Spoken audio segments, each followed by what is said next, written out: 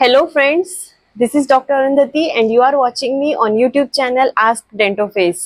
Dental implant के बारे में जानकारी ले रहे हैं। आज हम और एक टॉपिक डिस्कस करेंगे डेंटल इम्प्लांट से रिलेटेड।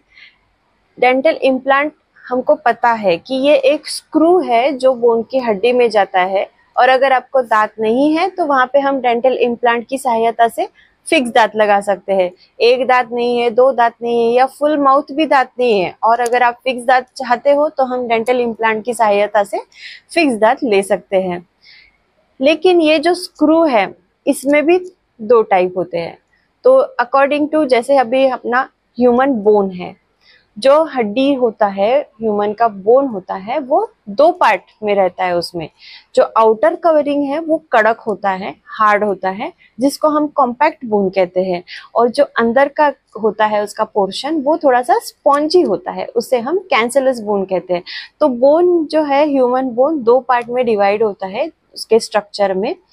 तो according to the engagement of implant, मतलब इम्प्लांट कौन से बोन में जा रहा है, कॉर्टिकल बोन में जा रहा है या फिर अंदर के जो स्पॉन्जी बोन है उसमें जा रहा है, उसके हिसाब से इम्प्लांट के दो टाइप होते हैं। एक होता है कन्वेंशनल इम्प्लांट और एक होता है कॉर्टिकल इम्प्लांट या फिर बेसल इम्प्लांट कहा जाता है। कन्वेंशनल इम्प्लांट क्या है? जो बोन का, ह्यूमन हड्डी का जो अंदर का स्पॉन्जी पोर्शन है, जब उसमें इम्प्लांट डाला जाता है उसको कन्वेंशनल इम्प्लांट कहते हैं। और जो कॉम्पैक्ट बोन है, सबसे कड़क पोर्शन जो हड्डी का है, उसमें अगर इम्प्लांट डालते हैं तो उसको कॉर्टिकल इम्प्लांट बोलते हैं। तो इसमें फर्क क्या होता है? जब स्पॉन्जी बोन में इम्प्लांट जाता है तो उसको बोन के साथ फ्यूज होने में, ऑसियो इंटीग्रेट होने में, जैसे मैंने पिछले वीडियो में बताया था, ऑसियो इंटीग्रेट होने में उसको टाइम लगता है। इसीलिए 3 से 6 महीने के बाद आपको कैप लगाया जाता है। लेकिन कॉर्टिकल इम्प्लांट जो होते हैं वो हड्डी का एकदम जो कड़क मजबूत पोर्शन है उसमें एंकर करते हैं, मतलब वहां से सपोर्ट लेता है इम्प्लांट। इसके वजह से क्या होता है, हम वहां पे इमीडिएटली कैप दे सकते हैं। तो ये मेजर डिफरेंस है कन्वेंशनल और कॉर्टिकल इम्प्लांट में। कन्वेंशनल इम्प्लांट 3 पार्ट में होता है, जबकि कॉर्टिकल इम्प्लांट सिर्फ 2 पार्ट में होता है।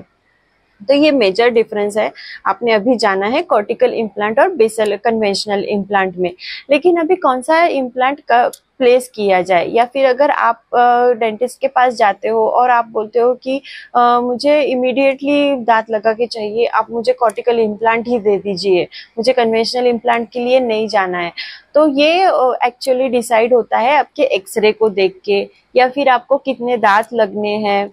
जैसे कि अगर आपको सिर्फ सिंगल दांत लगाना है तो फिर हम वहाँ पे कन्वेंशनल इम्प्लांट के लिए भी जा सकते हैं। अगर आपको प्रॉपर विड्थ मिल रहा है हड्डी का और स्पॉन्जी बोन का थिकनेस है अच्छे से, तो हम कन्वेंशनल इम्प्लांट के लिए भी जा सकते हैं। लेकिन अगर आपको पतली हड्डी है और स्पॉन्जी बोन जो अंदर का भूसभूषित वाला जो बोन पोर्शन रहता है वो नहीं है अवेलेबल, और आप बोल रहे हो कि मुझे कन्वेंशनल इम्प्लांट ही चाहिए, मुझे I don't believe on cortical implant, तब उस कंडीशन में वो नहीं हो सकता है।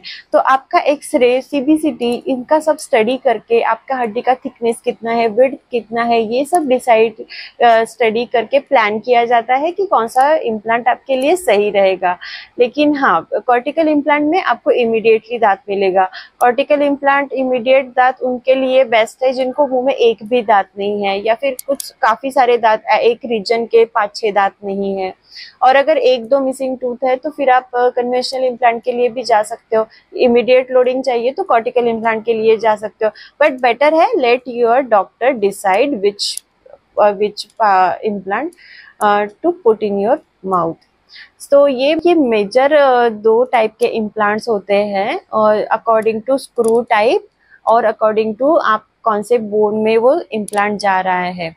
तो thank you friends for watching so far. I hope आपको ये जानकारी बहुत कीमती लगी हो, और अगर अच्छा लगा है वीडियो और आपके कलीग्स में किसी को ये इन्फॉर्मेशन की ज़रूरत है तो आप ये वीडियो उनको शेयर कर सकते हो। आप खुद अपने चैनल को सब्सक्राइब करके रख सकते हो।